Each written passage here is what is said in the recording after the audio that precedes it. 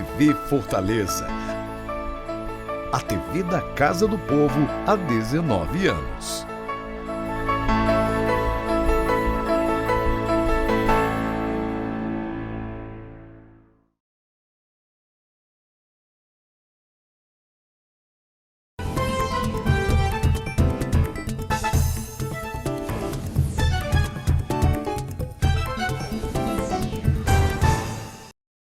Olá, começa agora o plenário da cidade. Hoje recebemos o vereador professor Wagner Lobo, do Republicanos.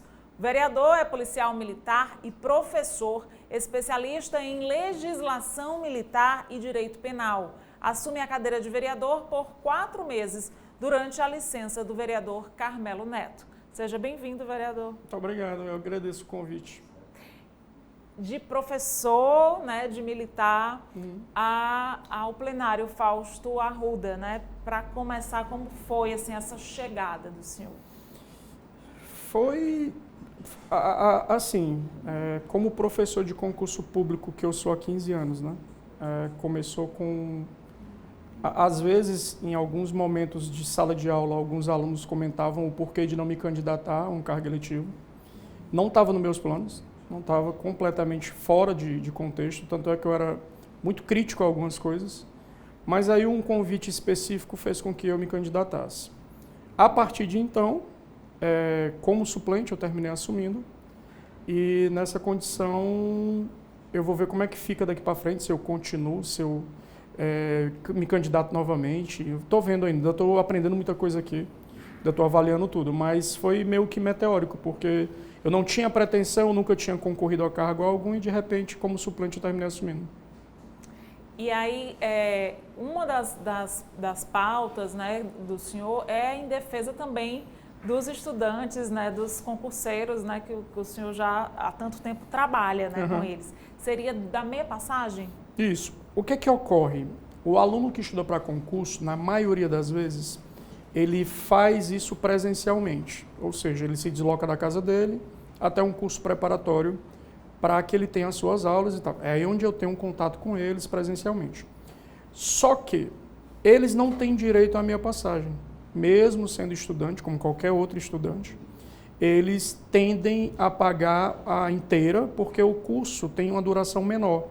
Então eu propus, como um projeto de lei, que esse valor fosse reduzido pela metade a partir da apresentação dessa carteira, que seria temporária, enquanto dura o curso deles, mas que eles também tenham direito à minha passagem como qualquer outro estudante secundarista, universitário e até de outros cursos livres também. Essa era a ideia, torcer para que dê tudo certo, para que eles consigam. Até porque, se ele não vai... Eu fiz um cálculo rápido, e eu não vi prejuízo, por exemplo, para a empresa de ônibus nenhum, nada. Até porque é um aluno que ele não vai ter, um aluno que provavelmente vai estar em casa assistindo online. Online você não tem. O curso perde o aluno que estaria presencial, a empresa perde o potencial usuário do ônibus e o aluno pode assistir normalmente de casa. Então eu acho que todo mundo ganha no fim das contas. A diferença é porque vão ganhar um pouco menos, mas dá para fazer sem problema nenhum.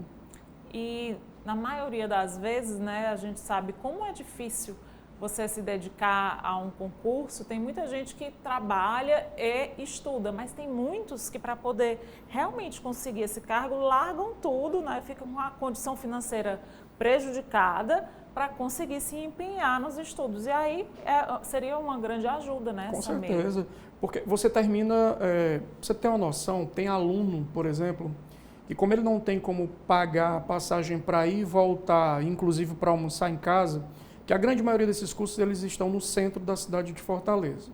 Alguns na aldeota, mas a grande maioria no centro da cidade.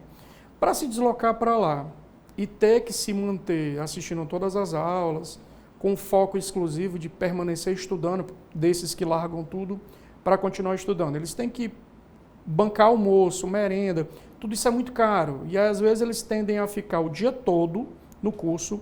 Eles não vão em casa enquanto o curso não fechar as portas, às vezes 10h30 da noite, e para economizar na passagem para conseguir comer alguma coisa. Se você consegue pagar só metade dessa passagem, já vai ajudar muito. E ainda assim vai ficar puxado, ainda assim. A gente não está falando de pessoas que têm um nível, um poder aquisitivo alto, que pode simplesmente abandonar tudo. É uma coisa em que, às vezes, alguém tem que continuar bancando do mínimo possível para que eles continuem estudando. Às vezes a cobrança é muito grande em casa, porque são pessoas que param de trabalhar ou deixam, ou nem iniciam, Deixam nem de entram. contribuir dentro Exatamente. de casa para poder estudar. E isso é um problema dentro de casa. A pressão vem de casa, a pressão vem de fora, do próprio aluno, que às vezes não consegue passar num primeiro momento. E aí você tem uma série de outros problemas junto a isso, ansiedade, depressão e por aí vai. Só quem acompanha o dia a dia deles é que tem uma noção do que é o problema. Às vezes a gente termina tirando do bolso, a gente que é professor de concurso, para pagar almoço, para pagar merenda. A gente às vezes abre uma fichazinha no curso para ficar pagando mensalmente almoço para eles, para aqueles que estão há mais tempo e têm mais dificuldade em casa, dificuldade financeira de um modo geral. Então, para esses alunos, a gente às vezes tem até um olhar mais específico. Aí, quando passa, beleza, resolve tudo, aí vai começar uma caminhada nova, aí é por eles agora. Mas você tem uma noção? Tem aluno que às vezes deixa de ingressar no curso, passa no concurso, e não vai porque não tem um dinheiro para pagar, por exemplo, o exame médico. Como já aconteceu, de eu presenciar aluno que passa no concurso, mas não consegue ingressar porque não tinha o dinheiro para pagar todos os exames, que custam caros também e tal. Então, a passagem é o mínimo nessa história toda, é o mínimo. Mas tem várias aqui outras etapas que também precisariam de ajuda. Claro, sem dúvida, principalmente na parte de exame médico, por exemplo. Aí já é outro projeto que eu já tenho em mente aí, que eu não vou nem começar a falar sobre ele, senão a gente leva a entrevista todinha. Vereador, tem uma outra ideia, uma outra sugestão do senhor, que é em relação à redução do IPTU, né, para dependente de agente que tenha morrido em serviço, é isso? Isso, exatamente. Agente de segurança. Como é que funcionaria? Pedir, por exemplo, a isenção do IPTU para determinados grupos é complicado porque dificilmente isso seria aceito. Você arrecadaria, a questão de arrecadação de IPTU, ela é muito mais complexa se a gente for avaliar o pé da letra. Mas a redução para grupos específicos, eu não vejo esse problema. Então, o que ocorreria? O que se tem hoje? Você tem, por exemplo, um agente de segurança que é policial militar, bombeiro militar, policial penal, policial federal, que é residente de Fortaleza, isso para quem é residente de Fortaleza, e que tem um imóvel em Fortaleza. Ele tem um imóvel único, esse imóvel único, por exemplo, ele é objeto agora de herança de alguém, porque ele morreu em atividade. O policial militar foi lá, morreu em atividade, e deixou um imóvel para sua esposa, para o seu filho. Pronto. O que é a proposta do projeto de lei? Que esse imóvel ele tenha redução de 50% do valor do IPTU. Eu não posso propor a isenção completamente, porque eu sei que esse projeto nem entra, ele é barrado na mesma hora. Mas a isenção eu acho que é objeto de uma avaliação, e aí quem sabe lá na frente, eu já vou até adiantando, de repente lá na frente a gente consegue a redução completa, a isenção completa, mas por enquanto a redução de 50%. Seria para todo agente de segurança? Não. Seria para aquele que tem um imóvel, se ele tem um imóvel, é a casa dele, ele faleceu e deixou para a esposa ou para o filho. Então pronto, para esses dependentes e para a esposa, a gente teria a redução de 50%. Que também é bem significativo. Bem significativo, né? exatamente, bem significativo. Porque hoje em dia, quando você, com as mudanças que tiveram, né, quando você perde o provedor, o que você recebe já é bem reduzido. Muito né? reduzido. Porque às vezes às vezes existem empréstimos que são feitos. Se você for pegar hoje da classe de segurança, eu não vou falar só da classe de segurança, mas quase todo servidor público, exceto aquele que tenha uma condição de vida mais regrada, mais específica, mas a grande maioria vive enganchada com empréstimo, com pensão, e aí quando você, de uma hora para outra você está numa operação e perde a vida. E aí como é que fica? As pessoas vão ter que arcar com isso aí também, tem todo um contexto que vem por trás. Aí qualquer coisa que dê para reduzir nesse impacto já ajuda bastante. Vereador, tem alguma outra pauta que o senhor acha assim que deve entrar na Câmara, que deve ser discutida, que o senhor sente no dia a dia mesmo, como policial, como professor? Olha, assim, eu sou voluntário de abrigos de animais hoje aqui em Fortaleza. Eu já sou voluntário há mais de 5 anos aqui. A briga desses abrigos, que são particulares, a briga para manter esses abrigos, a briga para poder alimentar esses animais, para de alguma forma tentar com que eles sejam adotados, o que é quase impossível. Ninguém adota animal de abrigo, você geralmente compra um animal em um pet shop ou qualquer coisa parecida. a gente teria que trabalhar muito mais a relação da adoção e tal. Então, ou os que adotam assim, de alguém que já, né, de um conhecido, exatamente. Que a cadela teve muitos filhotes. Pronto, tipo isso. Eu adotei uma agora com 9 anos, adotei uma idosa. Eu fiz o inverso, né? Em vez de adotar uma pequena, adotei uma idosa, inclusive ela agora acabou de ir para a creche. E aí a gente não paga um determinado pacote para ela, mas ela está pegando na marra. Ela simplesmente, por exemplo, lá tem piscina e tal, e ninguém paga para ela, mas ela vai lá e entra. Aí me falaram, né? Eu disse, eu não posso fazer nada, porque se ela está entrando, vocês têm que cobrar dela, não é de mim, não. Aí tem que cobrar dela, não é de mim. Não sei eu que estou pulando na piscina, então ela já aprendeu que a gente tem que se virar. Eu acho que a questão dos abrigos, sabe? Eu acho que a questão dos abrigos, eles teriam que ser avaliados. Eu acho que, quando eu comecei a minha trajetória pensando em política, eu imaginei a possibilidade, a perspectiva de construção de um abrigo público. Mas isso é muito complexo hoje, sabe? Se envolve um mundo de coisas. E numa legislatura isso é quase impossível. E não adianta ficar dizendo, eu vou trabalhar a ideia do abrigo público, ele vai ser feito. E aí não adianta, não vai ser feito, em 4 anos é quase impossível.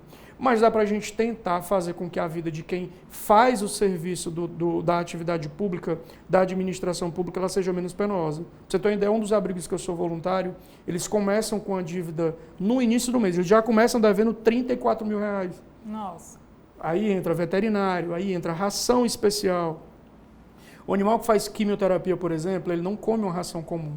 Essa ração comum que a gente pega, às vezes, a gente faz um aulão, aí o pessoal doa a ração.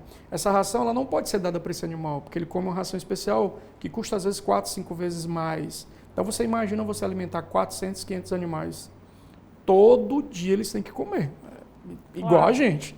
Todo mundo tem que comer todo dia, alguma coisa. Eles têm que comer. São 500 animais. A grande maioria, por exemplo, tem limitação na locomoção de pata, porque teve maus trato, foi atropelado. Eu resgatei um animal, por exemplo, na BR-116, que ele tinha sido agredido com um espeto aqui na parte do Harry. Abraço pro Harry, do Latintim. Ele está te assistindo, vereador? Provavelmente eu acho que ela vai colocar para que eles assistam lá. Então, assim, trabalhar a ideia de um abrigo público é mais complicado, mas ajudar os que existem de alguma forma, ou seja, com isenção de imposto, ou seja, por exemplo, com a ajuda do próprio poder público mesmo, sabe? Diminuir a burocracia para que eles tenham acesso a isso. A gente está falando de saúde pública, a gente não está falando só da questão de pet, caminhar na beira-mar, fazer caminhada e tá tudo massa. Não, a gente está falando de saúde pública. É questão de castração, que tem que ser obrigatória, questão de vacinação específica. Porque está tudo interligado, né? Tudo é o mesmo meio ambiente. Por exemplo, você não tem uma política pública, por exemplo, de combate à leishmaniose no município, no estado, sabe? Isso era para ser obrigatório, a vacina era para ser obrigatório e era para estar dentro do calendário de vacinação, ou seja, as pessoas tinham que ter... a leishmaniose ela não tem cura ainda. Então, a grande maioria das vezes o animal termina sendo sacrificado, quando na verdade até tem tratamento, ele só é caro, ele só é inacessível para a grande maioria. E aí você tem a possibilidade de tratar, mas você termina fazendo o sacrifício de alguém que você trata como um filho. E às vezes por falta de uma vacinação, sabe, por falta de algo, ela é cara, ela custa caro e de repente seria uma possibilidade. Então, acho que falta mais política pública nesse sentido e talvez isso aí seja os meus próximos. Eu tenho 3 para eles também. Maravilha. Mais 3. Vereador, a gente vai fazer só uma pausa rapidinho, um intervalo bem rápido e a gente volta já para conversar ainda mais sobre as suas ideias e sobre o futuro. Tá ok.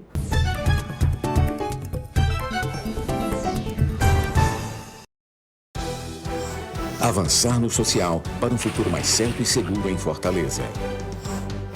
Educação infantil de tempo integral. Escolas modelo. Centros culturais. Teatro São José. Casas da Cultura Digital. Observatório. Turmas avançadas da Prefeitura. Juventude Sem Fronteiras. Prefeitura e você. Uma Fortaleza que avança rumo ao futuro é a gente que faz.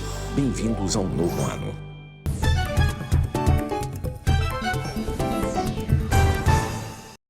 Plenário da cidade de volta. Hoje estamos aqui com o vereador professor Wagner Lobo.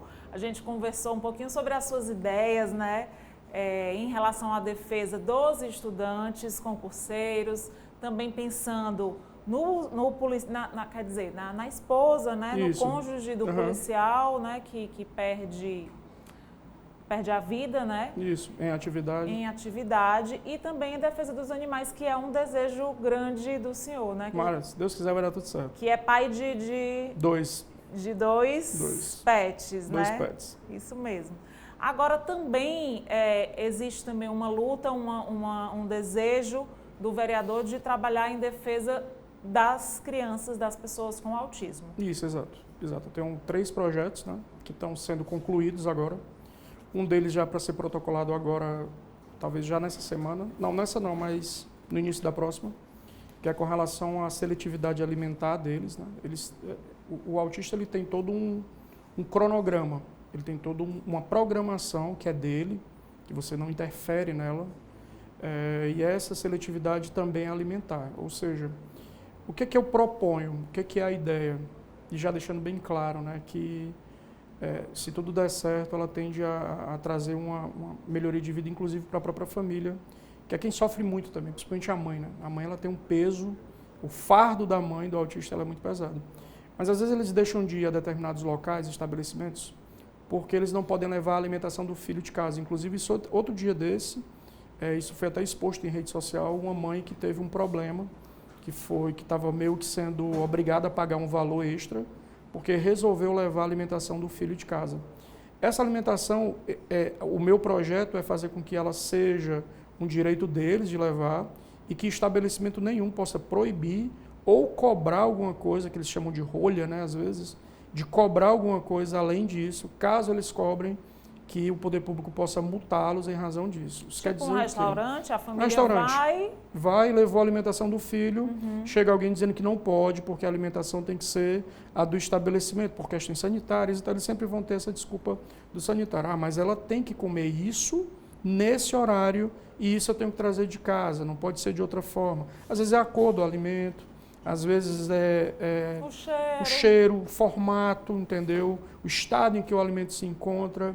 Então, isso é típico dele, né, do autista. Então, se você puder fazer isso, levar de casa e não sofrer nenhum tipo de problema no estabelecimento, isso vai fazer até com que as famílias voltem a ir mais a restaurante, estabelecimento, coisa que a gente nem vê tanto hoje, justamente por conta dessas cobranças que eles terminam colocando de forma extraordinária. Existem outros, mas esses outros com relação à medicação, com relação à assistência educacional, eu vou falar mais adiante quando já estiverem todos prontos. Esse já está pronto praticamente só para protocolar.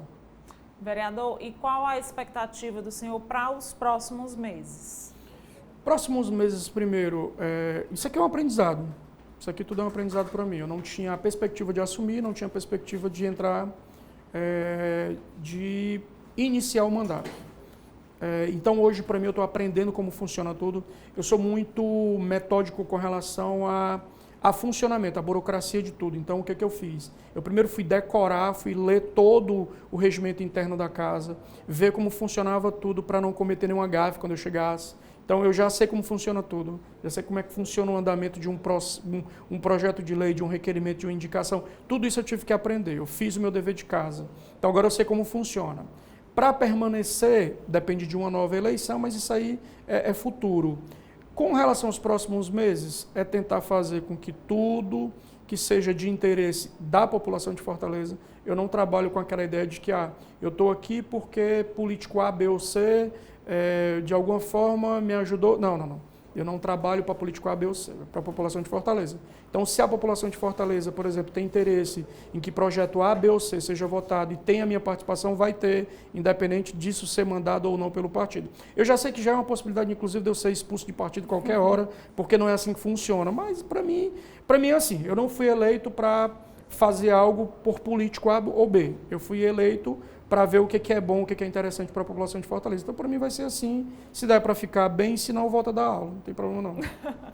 O senhor prefere seguir a sua coerência, sempre, né? Sempre. Eu não vou abrir mão. Não vou, porque eu não vou ter um discurso dúbio. Lá fora era um discurso, aqui dentro era outro. Não. Eu faço questão de todos os dias, nas minhas redes sociais, postar tudo que foi votado, postar tudo, como foi o dia a dia, dizer que eu estava presente especificamente, que eu estava aqui. Eu faço questão de prestar conta com quem votou em mim e com quem não votou. Afinal de contas, se eu estou aqui, é independente de ter ou não, do A ou B, o C ou D ter votado ou não, eu estou aqui, eu represento todos eles de qualquer forma. Claro, tem a questão de ideologia, tem a questão... Hoje está tudo muito ligado a isso. Então, as pessoas tendem muito a te prender a uma ideologia específica. Ah, se ele está no partido A, então ideologicamente ele defende isso. Não necessariamente. Não necessariamente. Comigo funciona muito mais do que eu entendo, o que eu acho que é certo, e vai ser assim. Enquanto não for incoerente com o que eu falo, com o que eu discurso, eu vou levando. Vai dar certo. Mas o senhor acha que é importante, apesar da sua vocação, assim, ser bem forte para o ensino, mas é importante também essas pessoas com outras vocações também estarem presentes na política? Sem dúvida, sem dúvida.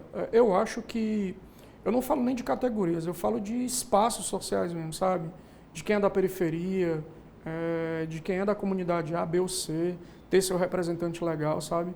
Porque eu acho que se você tem as mesmas pessoas sempre, e essas mesmas pessoas elas representam públicos A e não o B ou o C, eu acho que isso termina dificultando, por exemplo, para algum tipo de... alguma demanda específica do bairro, da comunidade e tal. E a gente vê muito coisas que são feitas só em época de eleição. Por exemplo, hoje pode ter certeza que quase todas as ruas de Fortaleza elas estão tendo algum tipo de obra. É época de eleição, então isso é normal, faz parte. Mas no decorrer dos anos, quem é que vai olhar para aquela comunidade? Quem vai olhar para aquele bairro específico, entendeu? Então acho que tem que ter a questão da identificação com o bairro, do candidato X, do candidato A ou B. Mas eu acho que por partes, por aspectos sociais, por públicos específicos, eu acho que isso é interessante. O que eu vi aqui, por exemplo, aqui são, até onde eu tenho notado, aqui são 4 ou 5 professores. Cada um desses professores eles têm um segmento específico. Isso é interessante, isso é bom, porque você sabe que existe representatividade, mas existem os outros que não estão sendo representados aqui. Nem todas as classes são representadas. Eu acho que isso seria interessante. Obrigada, vereador, pela sua presença. Eu que agradeço. Seja sempre bem-vindo. Muito obrigado. Pode voltar aqui ao plenário da cidade. Esse é um espaço seu. Ótimo, muito, muito bacana. Fico feliz com o convite, agradeço demais. Desculpe se eu sou muito direto às vezes, se eu estou muito assanhado, mas faz parte. Obrigada, vereador. O plenário da cidade fica por aqui. Continua com a nossa programação e obrigada por sua companhia e até a próxima.